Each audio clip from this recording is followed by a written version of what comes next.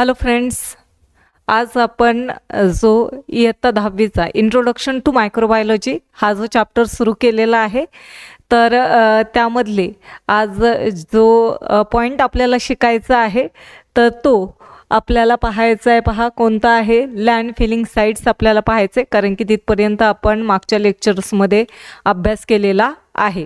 आजच्या लेक्चरमध्ये पहा आपल्याला जो आपण हा चॅप्टर सुरू केलेला आहे इंट्रोडक्शन टू मायक्रोबायोलॉजी, तर या चॅप्टरमधला आपल्याला लँड फिलिंग साईट हा पॉईंट पाहायचा आहे आणि त्या पुढचे पॉईंट जे राहिलेले ते आपल्याला आज लर्न करायचे आहेत. ओके, चला सर्वांनी अगोदरचे लेक्चर जर पाहिले नसतील तर ते सगळे लेक्चर अगोदर पाहून घ्यायचेत आणि त्यानंतर हे लेक्चर पाहायचं आहे, तरच तुम्हाला लक्षात येऊन जाईल. अदरवाईज तुमच्या जो मधूनच तुम्ही जर एखादं लेक्चर पाहिलं तर ते तुमच्या लक्षात येऊन जाणार नाही, त्या कन्सेप्ट तुम्हाला कळणार नाही आहेत.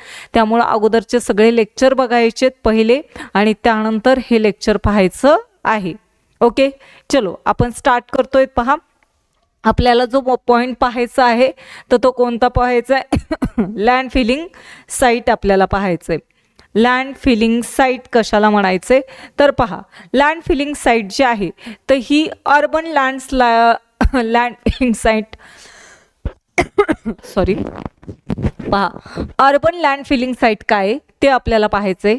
तर यामध्ये पहा काय सांगितलंय, urban waste is a dump in a degradable site away from residential area. जे अर्बन वेस्ट आहे, अर्बन वेस्ट म्हणजे कोणता? शहरातून निघालेला जो कचरा असतो तर तो शहरातून निघालेला कचरा आपल्याला काय करायचा आहे? डंप करायचा आहे. डंप म्हणजे काय? आपल्याला तो गाडायचा आहे किंवा आपल्याला काय करायचं आहे, तो एखाद्या खड्ड्यामध्ये टाकायचा आहे. डिग्रेडेबल साईट म्हणजे ज्या ठिकाणी काय असतात तर डिग्रेडेबल साईट असतात, म्हणजे ज्या ठिकाणी मोठमोठाले खड्डे केले जात असतात डिकम्पोजिशन करण्यासाठी, अशा साईट्स असतात. पहा, तर त्या ठिकाणी आपल्याला काय करायचं आहे, हा अर्बन वेस्ट जो आहे तर तो आपल्याला त्या डिग्रेडेबल साईटमध्ये डंप करायचा आहे. पण या ज्या साईट्स असतात तर त्या साईट कुठे असतात? अवे फ्रॉम रेसिडेन्शियल एरिया, म्हणजे ज्या ठिकाणी निवासी स्थान असतात, राहणारे जे लोक असतात, वस्त्या वगैरे असतील किंवा गावं असतील, तर त्याच्यापासून दूर काय केलेल्या असतात, अशा साईट तयार केलेल्या असतात. ओके, त्यामुळे त्यांना काय सांगितलंय? Residential, away from residential area. यामध्ये काय करतात पहा, large pit line with plastic seat are use for waste disposal. आता पहा काय केलं जातं, जमिनीमध्ये अशा प्रकारे काय केला जातो, एक खोल असा खड्डा घेतला जातो. लार्ज पिट म्हणजे खोल असा खड्डा घेतला जातो आणि त्या खोल खड्ड्यामध्ये काय टाकलं जातं बरं? प्लास्टिकचं शीट टाकलं जातं. काय टाकलं जातं? प्लास्टिक शीट टाकलं जातं. कारण की त्यामध्ये आपण जर काय केलं, हे वेस्टचं जर डिस्पोजर केलं तर ते वेस्ट पुन्हा काढून घेतल्याच्या नंतर तो जो खड्डा आहे तर तो आपल्याला पुन्हा काय करता येतो? रियूज करता येत असतो, त्याचा पुनर्वापर करता येत असतो. ओके, त्यासाठी पहा जे लार्ज पीट आहे तर त्यामध्ये काय टाकलेलं असतं? प्लास्टिक शीट टाकलेलं असतात आणि मग त्यावरती हे वेस्टचं डिस्पोजल केलं जातं, म्हणजे कचरा जो आहे तर त्याचं विघटन केलं जात असतं. त्यासाठी आपण याचा यूज करत असतो. पहा आता या ठिकाणी आपण ज्यावेळेस वेस्ट या खड्ड्यामध्ये टाकत असतो त्यावेळेस फक्त ते वेस्टच त्यामध्ये टाकायचे का रे? नाही, तर काय करायचंय आपल्याला? पहा, bioreactor substances and biochemicals are use to decompose biodegradable material. म्हणजे आपण या खड्ड्यामध्ये जे बायोडिग्रेडेबल मटेरियल आपण टाकणार आहोत तर त्या बायोडिग्रेडेबल मटेरियलमध्ये आपल्याला कशाचा वापर करायचा आहे? बायोरिएक्टर सबस्टन्सेस अँड बायोकेमिकल्सचा यूज करायचा आहे. या बायोडिग्रेडेबल मटेरियलचं डिकम्पोजिशन घडून आणण्यासाठी. लक्षात येतंय काय टाकलेलं आहे आपण त्याच्यामध्ये? बायोडिग्रेडेबल मटेरियलचं डिकम्पोजिशन करण्यासाठी बायोरिएक्टर सबस्टन्सेस अँड बायोकेमिकल्स आपण त्यामध्ये ॲड केलेली आहेत. ओके, म्हणजे त्यांचं काय होणार आहे आता? डिकम्पोजिशन होणार आहे या खड्ड्यामध्ये. त्यानंतर पहा, मग आता त्यामध्ये हे सगळं टाकल्याच्या नंतर हा जो खड्डा असतो, pit are sealed with soil slurry after a fullness. हा खड्डा पूर्ण भरल्याच्या नंतर त्याच्यावरती काय केलं जातं? जे काही मातीचा गाळ तयार केला जातो आणि त्या मातीच्या गाळाने काय केलं जातं? तो पूर्ण लिपून घेतल्या जातं, म्हणजे बुजून टाकल्या जातं, सारून घेतल्यासारखं.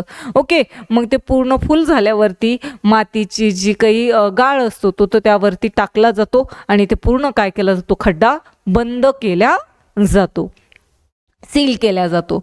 Then compost is a form after a decomposition which can be remove or for reuse.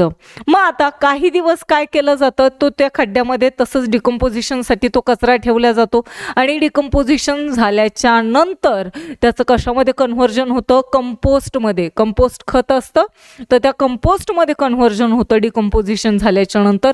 मग ते कंपोस्ट जे आहे तर ते खड्ड्यामधून काय करतात, काढून घेतात आणि ते खड्ड्यामधून काढून घेतल्याच्या नंतर या खड्ड्याचा पुन्हा दुसरे जे काही बायोडिग्रेडेबल मटेरियल्स आहेत तर त्याचं डिकम्पोजिशन करण्यासाठी त्या खड्ड्याचा पुन्हा रियूज केला जातो, पुन्हा वापर केला जात असतो. ओके, म्हणजे हे या पद्धतीने आपण जे बायोडिग्रेडेबल मटेरियल्स आहेत तर त्या बायोडिग्रेडेबल मटेरियल्सचं डिकम्पोजिशन करून त्याचं कंपोस्ट फर्टिलायझर्समध्ये कन्व्हर्जन करू शकतो आणि कोणत्याही प्रकारचं प्रदूषण न होता, कोणत्याही प्रकारचं पोल्युशन न होता या प्रोसेस केल्या जात असतात. ओके, चलो, याला आपल्याला काय म्हणायचं, लँड फिलिंग साईट असं म्हणलं जातं. त्यानंतर आपल्याला पाहायचं, पहा, स्वेज मॅनेजमेंट. स्वेज मॅनेजमेंट म्हणजे काय, सांडपाणी व्यवस्थापन. आता हे सांडपाणी व्यवस्थापन कसं केलं जातं बघा. Sewage in cities is a proceed using a microbes to destroy a pathogen and decompose compounds. पहा काय सांगितलंय, स्वेज इन सिटीज म्हणजे ज्या मोठमोठ्याल्या सिटीजमधून निघणारं जे सांडपाणी आहे. आता सगळ्यांना माहिती आहे मोठमोठ्याल्या सिटी, आता सिटीजमधून सांडपाणी तर खूप मोठ्या प्रमाणावरती बाहेर पडणार आहे. ओके, मग यावरती काय केलं जातं, प्रक्रिया केल्या जातात. या स्वेजवरती, या सांडपाण्यावरती काय केली जाते, प्रोसेसिंग म्हणजे प्रक्रिया केली जाते. कशाचा वापर करून, मायक्रोबचा. कशाचं यूज करून, मायक्रोबचं यूज करून त्यावरती प्रोसेसिंग केली जाते आणि त्या पाण्यामधले, त्या स्वेजमधले जे पॅथोजन्स असतात तर या पॅथोजनला काय केलं जातं, डिस्ट्रॉय केलं जातं. मायक्रोबचा यूज करून त्यामधले जे हार्मफुल पॅथोजन्स असतात तर त्यांना काय केलं जातं, डिस्ट्रॉय केलं जातं. अँड डिकम्पोज कंपाऊंड, त्यामध्ये असणारे जे कंपाऊंड्स असतील, कंपाऊंड्स म्हणजे संयुगे असतील तर त्यांचं पण काय केलं जातं, डिकम्पोजिशन घडून आणलं जात असतं. ओके, नेक्स्ट पहा, मग हे मायक्रोब जे आपण या स्वेजमध्ये यूज करणार आहोत तर ते मायक्रोब्स काय रिलीज करतात, मिथेन. काय रिलीज करतात, लक्षात राहू द्या, काय रिलीज करतात, methane and carbon dioxide as a by product of a decomposition of a carbon compound in a sewage. स्वेजमध्ये असलेले जे कार्बन कंपाऊंड आहे त्याचं डिकम्पोजिशन हे काय करत असतात, मायक्रोब्स घडून आणतात आणि त्यामधून कोणते बाय प्रोडक्ट बाहेर पडतात, मिथेन अँड कार्बन डायऑक्साईड जे आहेत तर ते बाय प्रोडक्ट काय केले जातात, रिलीज केल्या जात असतात. ओके, मग आता पहा, लक्षात राहू द्या, या ठिकाणी कोणत्या प्रकारचा मायक्रोब्स यूज केला जातो तर पहा, यावरती क्वेश्चन विचारला जातो, फिनॉल ऑक्सिडायझिंग बॅक्टेरिया. कोणता आहे, फिनॉल ऑक्सिडायझिंग बॅक्टेरिया. बॅक्टेरियाचं नाव लक्षात राहू द्या, फिनॉल ऑक्सिडायझिंग बॅक्टेरिया डिकम्पोज, कशाला डिकम्पोज करतो, झेनोबायोटिक केमिकल्स इन अ स्वेज. स्वेजमध्ये असलेलं, सांडपाण्यामध्ये असलेलं जे झेनोबायोटिक केमिकल आहे तर या झेनोबायोटिक केमिकलला डिकम्पोज करण्यासाठी कोणता बॅक्टेरिया यूज केला जात असतो, फिनॉल ऑक्सिडायझिंग बॅक्टेरिया यूज केला जात असतो. Okay, releasing एन्व्हायरमेंटली safe water. आणि त्यानंतर मग जे काही उरलेलं पाणी आहे तर ते कशामध्ये रिलीज केलं जातं, एन्व्हायरमेंट म्हणजे पर्यावरणामध्ये, जेणेकरून पर्यावरणाचंही डिग्रेडेशन होणार नाही, ऱ्हास होणार नाही आणि कोणत्याही प्रकारचं पोल्युशन त्या ठिकाणी होणार नाही. ओके, देन पहा, some microbes also contribute to bioremediation of the environments, treating sewage pollution.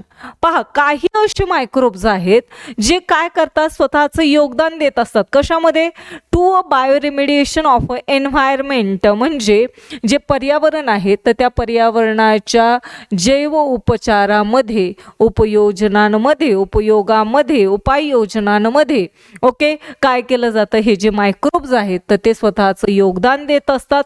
आणि त्याचबरोबर स्वेज पोल्युशनवरती ट्रीटिंग म्हणजे उपचार करण्यासाठी सुद्धा कशाचा यूज केला जातो, काही मायक्रोबचा यूज केला जात असतो, वापर केला जात असतो.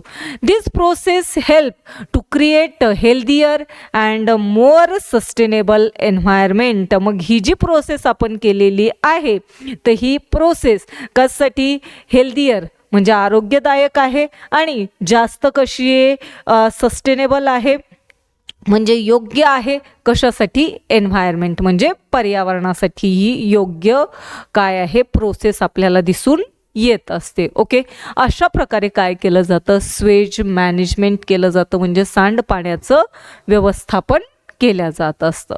ओके, आलंय लक्षात आलं असेल तर यस म्हणून कमेंट करायचं आहे.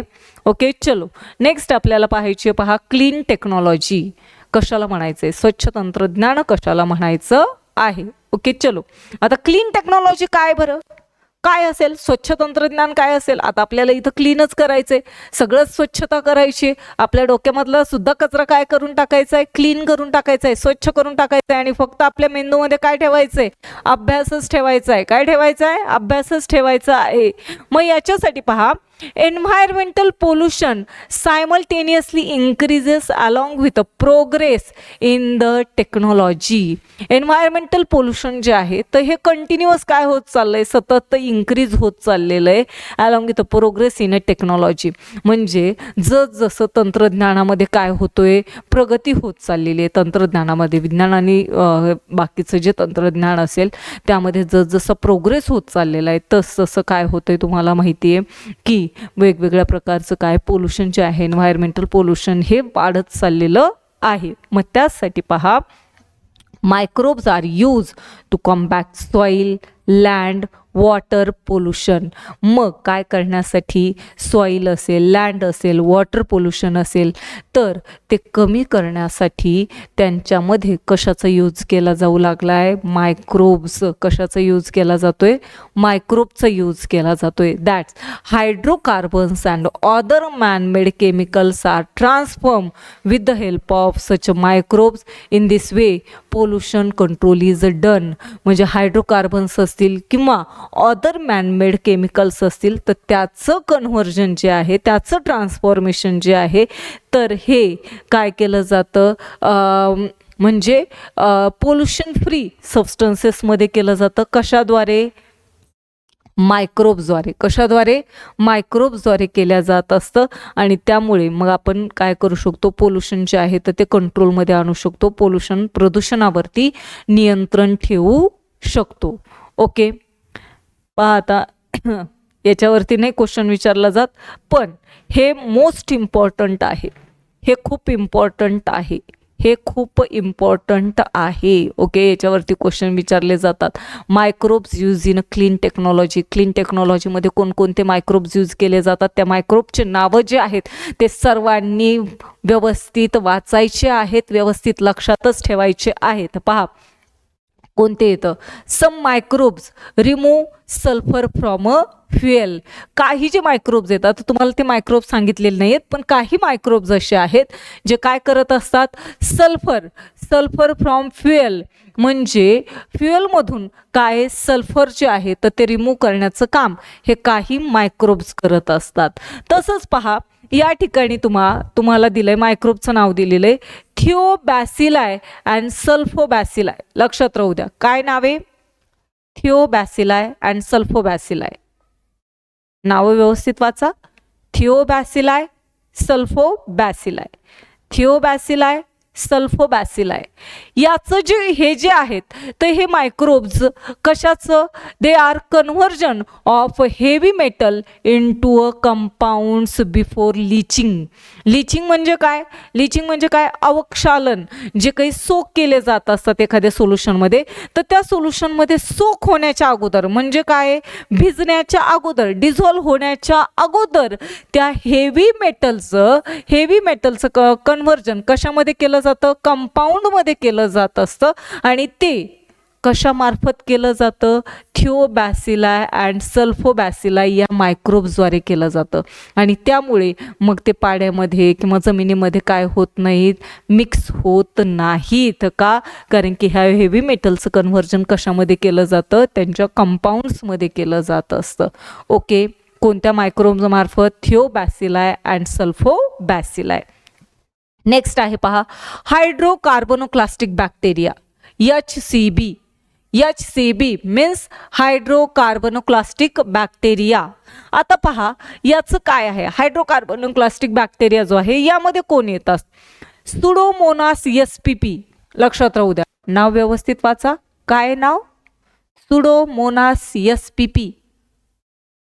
वाचलं, ओके. चलो, काय नाव आहे, pseudomonas spp. Okay, pseudomonas spp and alcanivorax borkumensis. लक्षात वाचा, alcanivorax borkumensis, alcanivorax borkumensis, pseudomonas spp, alcanivorax borkumensis. Okay, यांचा यूज कशासाठी केला जातो पहा, to treat oil spill by destroying the pyridines. काय डिस्ट्रॉय करण्यासाठी, pyridines and other chemicals. Pyridines आणि अदर केमिकल जे आहेत तर ते डिस्ट्रॉय करण्यासाठी कोणत्या मायक्रोबचा यूज केला जातो, Pseudomonas spp and alcanivorax borkumensis. लक्षात राहू द्या बरं का, हे इम्पॉर्टंट आहे. They are conversion of hydrocarbons. हे काय करतात, हायड्रोकार्बनचं कन्व्हर्जन कशामध्ये करतात, कार्बन डायऑक्साईड आणि वॉटरमध्ये करत असतात. त्यामुळे त्यांना काय म्हटलं जातं, यांनाच काय म्हटलं जातं, सुडोमोनास spp आणि अल्कॅनोवोरॅक्स बॉर्क्युमेन्सिस यांनाच काय म्हटलं जातं, हायड्रोकार्बोनोक्लास्टिक बॅक्टेरिया असं म्हटलं जातं, HCB. लक्षात राहू द्या, क्वेश्चन विचारला जाऊ शकतो याच्यावरती, ठीक आहे, त्यामुळे व्यवस्थित लक्षात राहू द्या. त्यानंतरचे बॅक्टेरिया आहेत पहा, व्हिब्रिओ म्हणतात कुणी कुणी, फायब्रिओ. ओके, आयडोनेला सॅकायन्सिस, फायब्रिओ, आयडोनेला सॅकायन्सिस. हे दोन बॅक्टेरिया आहेत. हे काय करत असतात, डिकम्पोजिशन ऑफ PET मीन्स, PETचं काय लॉंग फॉर्म आहे, पॉलीइथायलिन टेरेफ्थॅलेट पॉलिस्टर. व्हायब्रिओ अँड आयडोनेला सॅकायन्सिस जे आहेत तर ते कशाचं डिकम्पोजिशन घडून आणतात, कशाचं विघटन घडून आणत असतात, PETचं,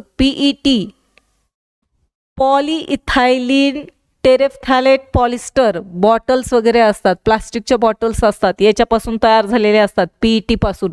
मग त्यांचं डिकम्पोजिशन करण्यासाठी कोणत्या बॅक्टेरियाचा यूज केला जात असतो, व्हायब्रिओ अँड आयडोनेला सॅकायन्सिस. लक्षात राहू द्या. ओके, नेक्स्ट आहेत पहा, ॲक्टिनोमायसेटिस. पहा, ॲक्टिनोमायसेटिस, स्ट्रेप्टोमायसिस, नोकार्डिया, ॲक्टिनोप्लेन्स. हे सगळे फंगी येतात. काय त्या सगळ्या फंगी आहेत, कोणत्या, ॲक्टिनोमायसिटिस, स्ट्रेप्टोमायसिस, nocardia, ॲक्टिनोप्लेन्स. These all are fungus and these all fungus decompose of rubber from garbage. Garbage मधलं जे रबर आहे, कचरा जो असतो, तर त्या कचऱ्यामध्ये जर रबर असेल तर त्या रबरचं डिकम्पोजिशन करण्याचं काम या फंगी करत असतात. कोणत्या आहेत त्या फंगी, व्यवस्थित नावं लक्षात राहू द्या. कोणत्या फंगी आहेत, ॲक्टिनोमायसिटिस, स्ट्रेप्टोमायसिस, नोकार्डिया, ॲक्टिनोप्लेन्स. या सगळ्याच्या फंगीज आहेत तर त्या काय करतात, डिकम्पोजिशन करतात. कशाचं, रबरचं. कशामधून, गार्बेजमधून. कचऱ्यामधलं रबरचं डिकम्पोजिशन करण्याचं काम करत असतात. ओके, नेक्स्ट आहे पहा, ॲसिडोफिलियम एसपीपी. नेक्स्ट बॅक्टेरिया कोणता आहे?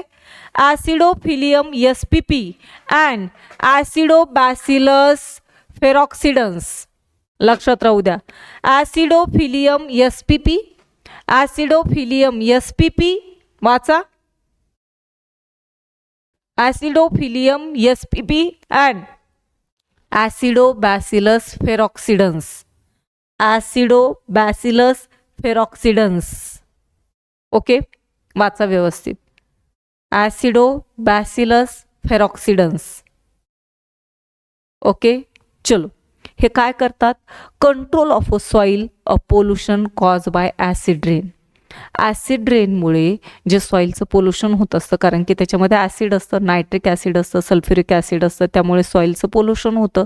मग हे सॉईलच्या पोल्युशनवरती कंट्रोल करण्यासाठी कोणत्या बॅक्टेरियाचा यूज केला जातो? ॲसिडोफिलियम एसपीपी अँड ॲसिडोबॅसिलस फेरॉक्सिडन्सचा यूज केला जातो. आणि लास्ट मायक्रोब आहे पहा, जिओबॅक्टर. जिओबॅक्टर जे आहे याचा यूज कशासाठी केला जातो? Conversion of salt of uranium, म्हणजे युरेनियमचं कन्व्हर्जन कशामध्ये करण्यासाठी? इनसोल्युबल साल्ट्समध्ये करण्यासाठी. युरेनियम हे पण एक प्रकारचं साल्ट्सच आहे जे यूज केलं जात असतं. तर या युरेनियम साल्टचं कन्व्हर्जन इनसोल्युबल साल्टमध्ये करण्यासाठी, कारण की ते जमिनीमध्ये पाण्यामध्ये जर मिक्स झालं तर ॲक्वॅटिक ॲनिमल्सला, प्लांटला त्याचं हार्म होऊ शकतो, धोका पोहोचू शकतो. त्यामुळे या युरेनियम साल्टचं कन्व्हर्जन इनसोल्युबल साल्टमध्ये करणं खूप आवश्यक आहे. मग त्यासाठी कोणत्या मायक्रोबचा यूज केला जातो? जिओबॅक्टर. कोणत्या मायक्रोबचा? जिओबॅक्टर मायक्रोबचा यूज केला जात असतो. आले सर्वांच्या लक्षात? व्यवस्थित लिहून घ्यायचं, खूप इम्पॉर्टंट आहे, याच्यावरती क्वेश्चन विचारला जाऊ शकतो. ओके, चलो व्यवस्थित वाचून घ्यायचे, लिहून घ्यायचे, वहीमध्ये वाचन करायचं आहे. ओके, चलो. एक्झाम्पल सांगितलेलं आहे तुम्हाला, जे की मी तुम्हाला आत्ताच एक्सप्लेन केलं होतं. Petroleum oil spills and hydrocarbonoclastic bacteria.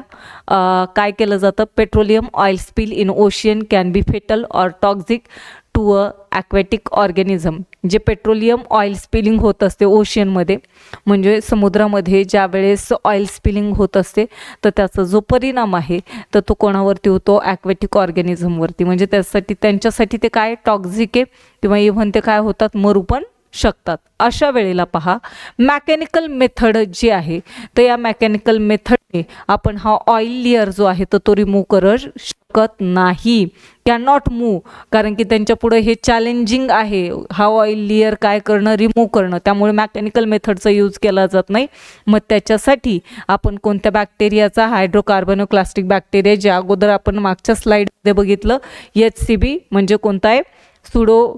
Pseudomonas SPP and अल्कॅनोवरॅक्स बॉर्क्युमेन्सिसचा use करत असतो. ओके, हे आपण बघितलेलं आहे. त्या बॅक्टेरियाला काय म्हटलं जातं? हायड्रोकार्बोनोक्लास्टिक बॅक्टेरिया असं म्हटलं जातं. ओके, हे आपण अभ्यासलेलं आहे, पाठीमागेच पाहिले. नेक्स्ट पहा, याचंही तुम्हाला सांगितलेलं आहे, शॉर्टमध्ये तुम्हाला सांगितलं आहे, पण हे फुलमध्ये तुम्हाला थोडंसं जर क्वेश्चन आलाच तर लिहिता पण आला पाहिजे, यासाठी दिलेलं आहे. Soil pollution cause by acid rain. Acid रेनमुळे होणारं सॉईल पोल्युशन कसं आहे पहा. Sulphuric acid found in acid rain. Acid रेनमध्ये कोणतं ॲसिड फाउंड होतं? Sulphuric acid. H2SO4 हे कशामध्ये फाउंड होतं?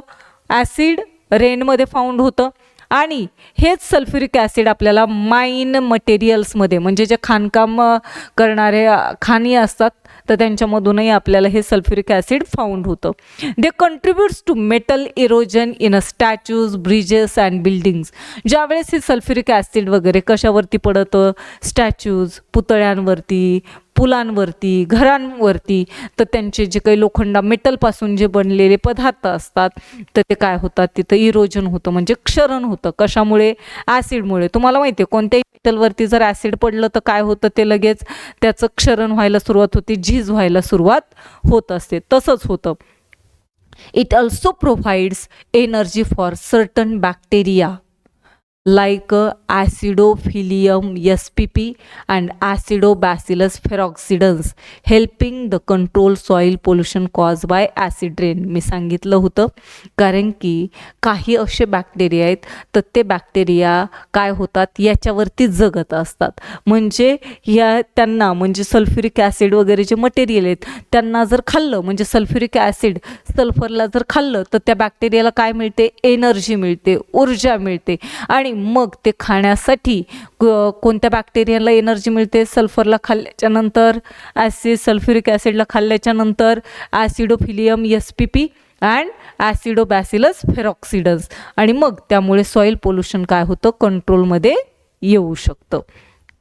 त्यानंतर आहे पहा water pollution control due to atomic energy plant waste. Atomic एनर्जीमधून जो काही काय बाहेर पडतं, वॉटर बाहेर पडतं, पोल्युटेड वॉटर. त्यामध्ये काय मिक्स असतं, आता युरेनियम मिक्स असतं, युरेनियम साल्ट. मग त्यामध्ये काय केलं जातं पहा, uranium salt found in a electroplating waste and atomic energy plant influent are converted into insoluble salt by geobacter. मग इलेक्ट्रोप्लेटिंग वेस्ट असेल किंवा ॲटॉमिक एनर्जी प्लांट्स असतील तर त्यामधून फाउंड होणारं युरेनियम साल्ट आहे तर याचं कन्व्हर्जन कशामध्ये केलं जातं, इनसोल्युबल साल्टमध्ये. कोणत्या बॅक्टेरियामार्फत, जिओबॅक्टर. कोणता बॅक्टेरिया आहे, जिओबॅक्टर. या बॅक्टेरियामार्फत काय केलं जातं, युरेनियम साल्टचं कन्व्हर्जन कशामध्ये केलं जातं, इनसोल्युबल सॉल्टमध्ये. आणि मग तसं केल्यामुळे काय होतं बरं, they preventing them mixing with ground water sources thus reducing the environmental impact. मग जे ग्राउंड वॉटरमध्ये हे जर युरेनियम साल्ट मिक्स झालं असतं तर सगळंच हार्मफुल झालं असतं आपल्यासाठी. मग ते ग्राउंड वॉटरमध्ये मिक्स होण्यापासून आपण काय करतो, त्याचं प्रोटेक्शन करत असतो, प्रिव्हेन्शन करत असतो. ओके, आणि ते कोण करतं, जिओबॅक्टर हा बॅक्टेरिया करत असतो. आलंय लक्षात, समजलंय सर्वांच्या, व्यवस्थित एकदा काय करायचं, वाचून घ्यायचं आहे जेणेकरून तुमच्या लक्षात येऊन जाईल. ओके, चलो नेक्स्ट आहे पहा microbes and farming. Microbes and farming यामध्ये आपल्याला पाहायचं आहे leguminous plant bacteria and their role.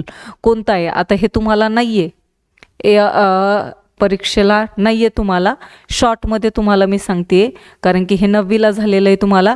Leguminous plant have root nodules. Leguminous plant शिंबावर्गीय वनस्पती माहिती आहेत, त्यांना काय असतात, रूट नोड्युल्स म्हणजे काय असतात, गाठी असतात, मुळांवरती गाठी असतात. तर त्यामध्ये कोणता बॅक्टेरिया असतो त्या गाठींमध्ये, रायझोबियम बॅक्टेरिया. कोणता बॅक्टेरिया असतो, रायझोबियम बॅक्टेरिया असतो. तर हे रायझोबियम बॅक्टेरिया काय सप्लाय करतो पहा, this bacteria supply nitrate, nitrite and amino acid to a plant. हा जो रायझोबियम बॅक्टेरिया आहे जो मुळांच्या रूट नोड्युल्समध्ये असतो, अशा प्रकारचे मुळं असतात पहा. मग या मुळांच्या गाठी असतात, अशा काय असतात, मुळांवरती गाठी असतात. तर या रूट नोड्युल्समध्ये कोणता बॅक्टेरिया असतो, रायझोबियम बॅक्टेरिया असतो. आणि हा जो रायझोबियम बॅक्टेरिया आहे तर तो या प्लांटला, जे काही हे होस्ट प्लांट असेल तर या होस्ट प्लांटला काय प्रोव्हाइड करतो, या होस्ट प्लांटला हे रायझोबियम बॅक्टेरिया काय प्रोव्हाइड करत असतो, nitrate, nitrite and amino acid provide करत असतो. Okay, they convert nitrogen in soil and air into a nitrogen fixation compound. ह्यामध्ये असणारे जे बॅक्टेरिया आहे रायझोबियम बॅक्टेरिया, तर तो काय करतो, सॉईलमध्ये असलेलं नायट्रोजन, एअरमध्ये असलेलं नायट्रोजन याचं फिक्सेशन करून त्याचं कंपाऊंडमध्ये कन्व्हर्जन करतात. म्हणजे कशामध्ये, नायट्रेट, नायट्राइट आणि ॲमिनो ॲसिडमध्ये. आणि ते कोणाला प्रोव्हाइड केलं जातं, प्लांटला सप्लाय केलं जात असतं. पण त्या बदल्यात प्लांटसुद्धा त्या रायझोबियम बॅक्टेरियाला काहीतरी देत असते. सिम्बायोटिक न्यूट्रिशन आहे, मी जर तुला ते दिलं तर तुम्हाला ते एक गोष्ट द्यावीच लागेल काहीतरी. मग त्या बदल्यात प्लांट त्या बॅक्टेरियाला काय देतं, energy in the form of carbohydrates. कार्बोहायड्रेटच्या स्वरूपामध्ये त्या बॅक्टेरियाला काय प्रोव्हाइड करतो, एनर्जी प्रोव्हाइड करत असतो. Place for bacteria in root nodules. Okay, काय प्रोव्हाइड करतो, कार्बोहायड्रेटच्या स्वरूपामध्ये एनर्जी प्रोव्हाइड करतात. कोण, प्लांट. कोणाला, बॅक्टेरियाला, रायझोबियम बॅक्टेरियाला. And other bacteria and algae, blue green algae like anabaena, nostoc and azotobacter also perform a nitrogen fixation. Nitrogen फिक्सेशनचं काम म्हणजे फक्त रायझोबियम बॅक्टेरियाच करतोय का? नाही, बाकीचे पण बॅक्टेरिया करतायत. म्हणजे कोणते आहेत? Blue green algae, other bacteria आहेत. मग ते कोणते आहेत? ॲनाबिना, नॉस्टॉक अँड ॲझेटोबॅक्टर हे सुद्धा नायट्रोजन फिक्सेशन करत असतात. Both this type of bacteria make a soil fertile. हे जे दोन्ही प्रकारचे जे बॅक्टेरिया आहेत हे काय करतात? सॉईल फर्टाईल, सुपीक करत असतात and reduce the chemical fertiliser demand. आणि कशावरची?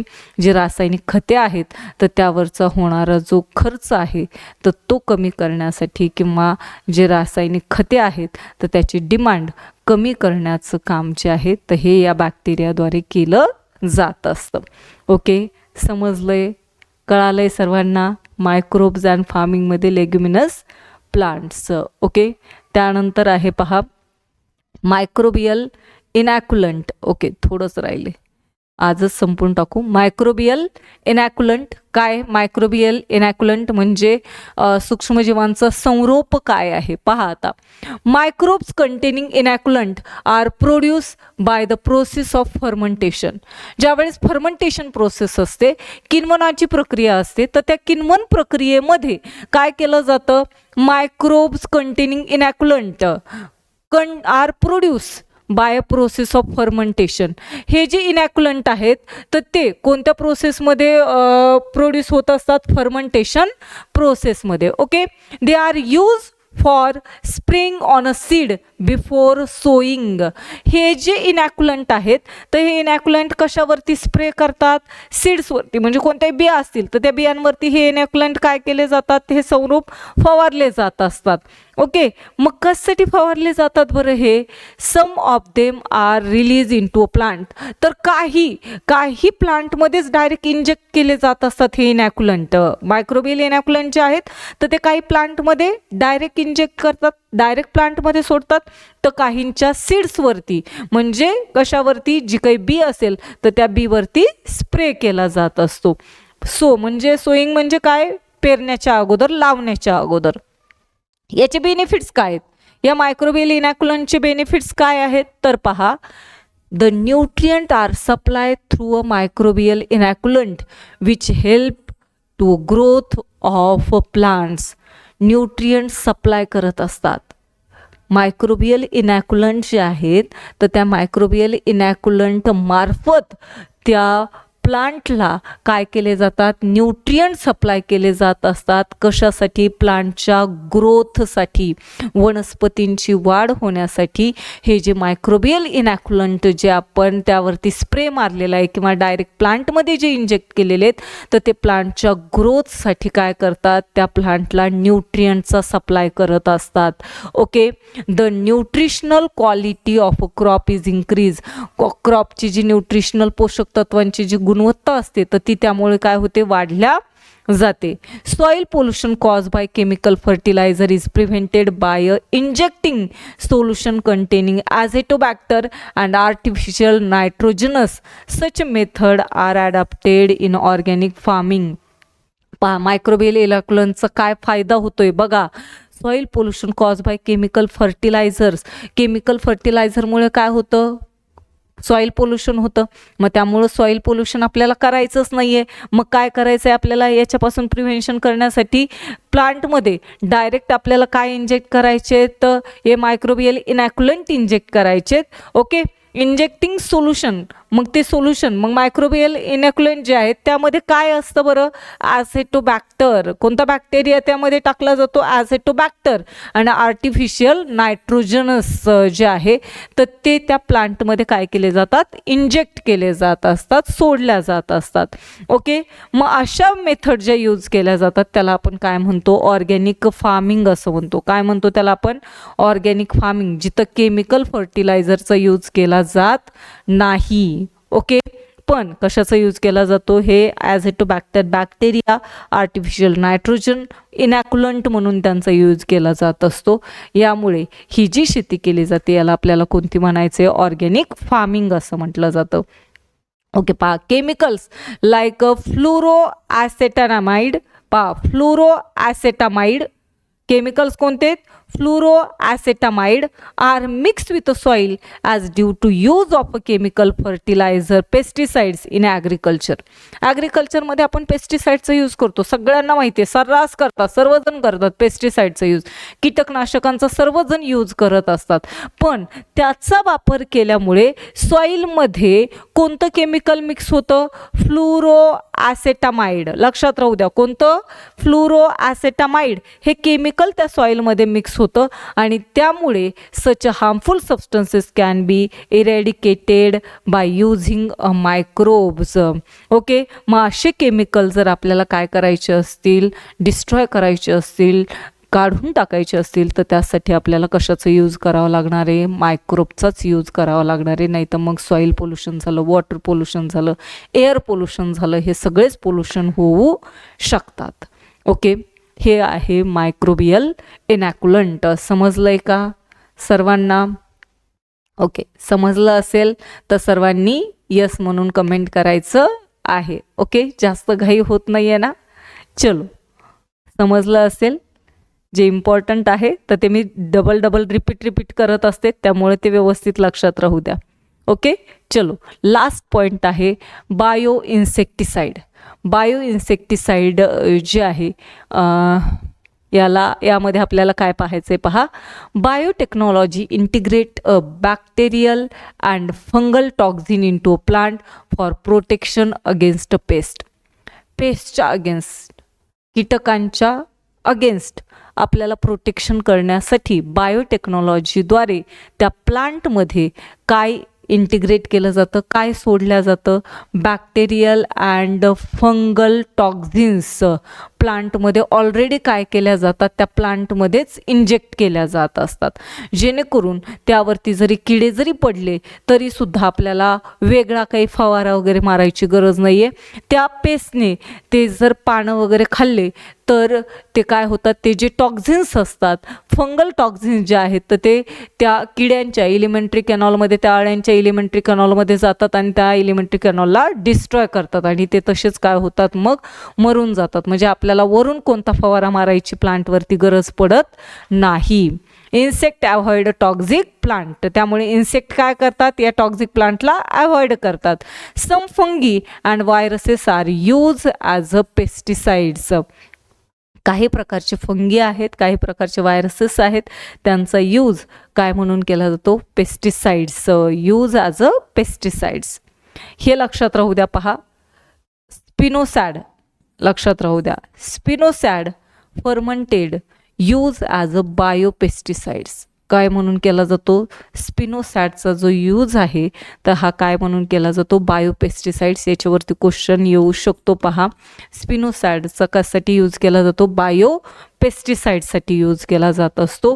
दिस biodegradable plastics, polylactic acid use for eco friendly garbage bags. Okay, काय करायचं? इको फ्रेंडली गार्बेज बॅग्स जे आहेत तर त्यांचा वापर करायचा आहे. म्हणजे कशाचा? बायोडिग्रेडेबल प्लास्टिकचा यूज करायचा आहे, पॉलीलॅक्टिक ॲसिडचा यूज करायचा आहे. यूज फॉर हे कशासाठी आहे? Eco friendly garbage bags.